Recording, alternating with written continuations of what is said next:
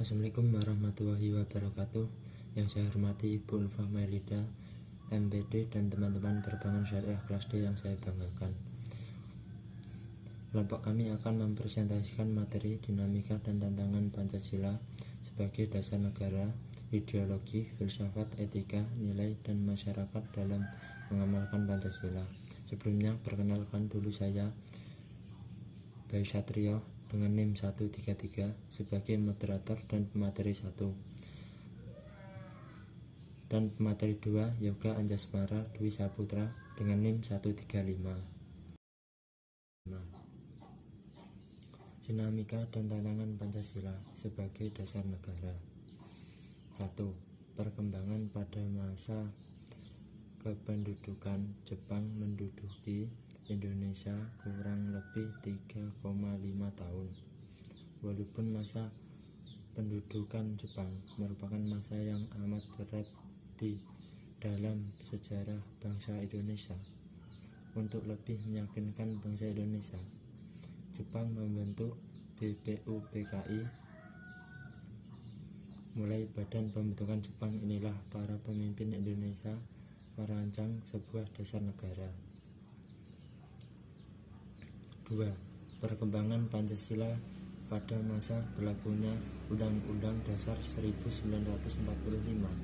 Yang pertama, dengan adanya proklamasi pada 17 Agustus 1945, maka pada saat itulah bangsa Indonesia resmi merdeka. Pada tanggal 18 Agustus 1945, BPUPKI mengesahkan pembukaan dan batang tubuh Undang-Undang Dasar 1945. Dengan demikian, Pancasila yang dalam artian 5 dasar negara resmi menjadi dasar negara Republik Indonesia. 3. Perkembangan Pancasila selama periode berlakunya Konstitusi RIS. Pada masa Republik Indonesia Serikat, kependudukan Pancasila tidak dapat diganggukan sebagai dasar negara yang tunggal, meskipun beberapa kali para nasionalis Islam menggugat. Meskipun nama Pancasila tidak terdapat di dalam pembukaan konstitusi, status Pancasila sebagai ideologi kebangsaan, dasar negara, dan sumber hukum yang tepat bertahan di dalam periode ini. 4. Perkembangan Pancasila selama Orde Lama dalam menghadapi krisis dan permasalahan yang terjadi di dalam Majelis Konstituante. Presiden Soekarno akhirnya mengeluarkan dekret pada tanggal 5 Juli 1959, yaitu A. Membubarkan Konstituante, B. Mengatakan berlakunya Undang-Undang Dasar 1945, C. Pembentukan Majelis Permusyawaratan Rakyat Sementara MPRS. 5. Perkembangan Pancasila selama reformasi. Pada tahun 1998 muncullah gerakan reformasi yang mengakibatkan Presiden Soeharto harus lengser dari jabatan sebagai presiden. Namun sampai saat ini nampaknya gerakan reformasi tersebut belum membawa perubahan yang signifikan. Namun hal itu masih wajar, mengingat gerakan reformasi di Indonesia masih belum lama dan masih dalam proses. 6. Argumen tentang tantangan terhadap Pancasila sebagai dasar negara. Indonesia perlu waspada akan perubahan zaman yang terjadi agar nilai-nilai luhur yang terdapat dalam Pancasila tidaklah mudah luntur.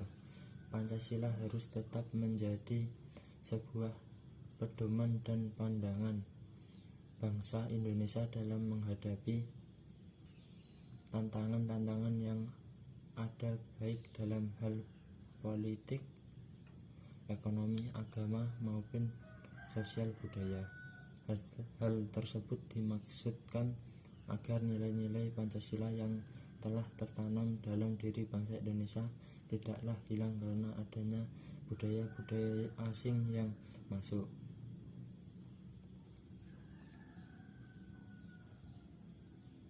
dinamika dan tantangan Pancasila sebagai dasar ideologi. 1. Dalam sejarah bangsa Indonesia, dinamika Pancasila sebagai ideologi negara memperlihatkan adanya pasang surut dalam melaksanakan nilai-nilai Pancasila, yaitu pada awalnya Jepang membuat suatu kebijakan politik yang dimaksudkan agar bangsa Indonesia menjadi salah satu bagian dalam kekuatan Jepang.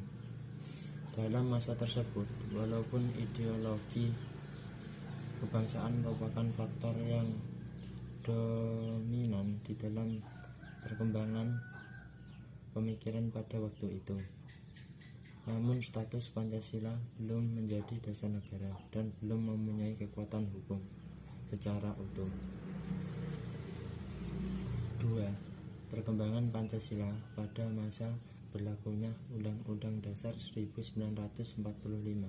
Yang pertama, dengan adanya proklamasi pada tanggal 17 Agustus 1945, maka pada saat itulah bangsa Indonesia resmi merdeka. Lalu pada tanggal 18 Agustus 1945, BPUPKI mengesahkan pembukaan dan batang tubuh Undang-Undang Dasar 1945.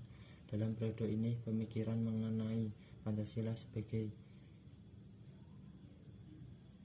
besar bersifat ideologis. Selain itu, praktik kehidupan politik dan kenegaraan yang terjadi pada waktu itu turut serta membentuk perkembangan pemikiran mengenai Pancasila pada masa itu. 3. Perkembangan Pancasila selama periode berlakunya Konstitusi RIS. Pada masa Republik Indonesia Serikat (RIS), kependudukan Pancasila tidak dapat ditangguhkan sebagai dasar negara yang tunggal. Meskipun nama Pancasila tidak terdapat di dalam pembukaan Konstitusi Republik Indonesia Serikat (RIS), status Pancasila sebagai ideologi kebangsaan, dasar negara, dan sumber hukum tetap tertahan di dalam periode ini. 4. Perkembangan Pancasila selama masa berlakunya Undang-Undang Dasar 1950. Pemikiran tentang 5 dasar negara ada terdapat dalam Mukadimah Undang-Undang Dasar sementara UUDS 1950. Namun seperti halnya dengan Undang-Undang Dasar 1945 maupun Konstitusi RIS, nama Pancasila dalam Undang-Undang Dasar sementara 1950 juga tidak tercantum. Meskipun demikian, pendapat bahwa 5 dasar negara itu adalah Pancasila dalam periode ini sudah semakin berkembang. Perumusan mengenai dasar negara tetap mencerminkan pemikiran ideologi kebangsaan. Dengan demikian, status Pancasila sebagai dasar negara dan ideologi nasional tetap berkelanjutan. 5. Perkembangan Pancasila selama era Orde Lama. Soekarno menetapkan sistem demokrasi terpimpin dalam memimpin negara Indonesia yang secara prinsip bertolak belakang dengan sila keempat Pancasila mengenai pengambilan keputusan berdasarkan permusyawaratan perwakilan. Soekarno juga menyampaikan sebuah konsep politik integrasi antara 3 paham dominan saat itu, yaitu nasionalis, agama, dan komunis Nasakom. Selama Orde Baru, pada masa Orde Baru, pemikiran pelaksanaan Pancasila dan Undang-Undang 1945 secara murni dan konsekuen sebagai tema pemikiran utama. Pada masa ini, pandangan umum mengenai Pancasila kembali dikuatkan dengan penetapan sebagai dasar negara. 6. Perkembangan Pancasila selama reformasi. Pada tahun 1998 muncullah gerakan reformasi. Namun saat ini nampaknya gerakan reformasi tersebut belum membawa perubahan yang signifikan. Mengenai pengamalan Pancasila di masyarakat Indonesia pada tahun 2004 sampai sekarang, mulai berkembang gerakan-gerakan yang bertujuan untuk membangun kembali semangat nasionalisme melalui seminar-seminar dan kongres. Hal ini bertujuan untuk menjaga eksistensi Pancasila sebagai pandangan hidup dan dasar negara bangsa Indonesia. 7. Argumen tentang tantangan Pancasila sebagai ideologi negara. A. Ancaman separatis dan disintegrasi bangsa. B. Pengaruh globalisasi. C. Kehidupan elit politik yang tak selaras dengan Pancasila. D. Menurunnya moralitas dan kesadaran moral. Dinamika dan tantangan Pancasila sebagai dasar filsafat. Pancasila sebagai sistem filsafat mengalami dinamika sebagai berikut. Pada era pemerintahan Soekarno, Pancasila dikenal dengan istilah filosofische Grundlage. Gagasan tersebut merupakan perenungan filosofi Soekarno atas rencananya terdirinya negara Indonesia merdeka. 2. Pada era Soeharto, kependudukan Pancasila sebagai sistem filsafat berkembang ke arah yang lebih praktis. Dalam hal ini, istilah yang lebih tepat adalah Weltanschauung. Artinya, filsafat Pancasila tidak hanya bertujuan mencari kebenaran dan kebijaksanaan, tetapi juga digunakan sebagai pedoman hidup sehari-hari. Atas dasar inilah Soeharto mengembangkan sistem filsafat Pancasila menjadi penataran 4-P-4. 3. Pada era reformasi, Pancasila sebagai sistem filsafat kurang terdengar resonansinya. Namun Pancasila sebagai sistem filsafat bergema dalam wacana akademik, termasuk kritik dan renungan yang dilontarkan oleh Habibie dalam pidato 1 Juni 2011. Habibie mengatakan bahwa Pancasila seolah-olah tenggelam dalam pusaran sejarah masa lalu yang tidak lagi relevan untuk disertakan dalam dialektika reformasi. Pancasila seolah hilang dari memori kolektif bangsa Indonesia. Pancasila semakin jarang diucapkan, dikutip dan dibahas baik dalam konteks kehidupan ketatanegaraan, kebangsaan maupun kemasyarakatan. Tantangan Pancasila sebagai sistem filsafat. 1. Pertama, kapitalisme, yaitu aliran yang meyakini bahwa kebebasan individual memiliki modal untuk mengembangkan usaha dalam rangka meraih keuntungan sebesar-besarnya, merupakan upaya untuk mensejahterakan masyarakat. Salah satu bentuk tantangan kapitalisme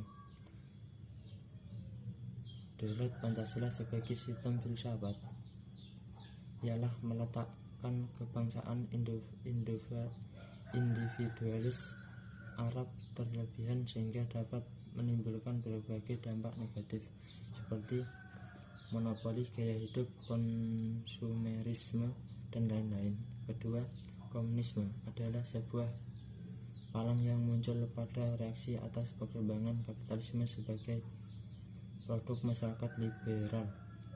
Komunisme merupakan aliran yang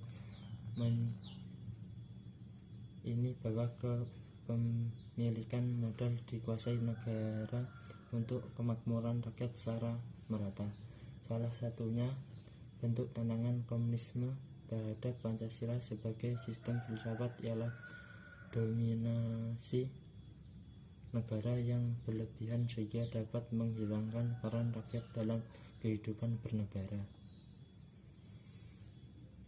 Selanjutnya akan disampaikan oleh Yoga Anjasmara.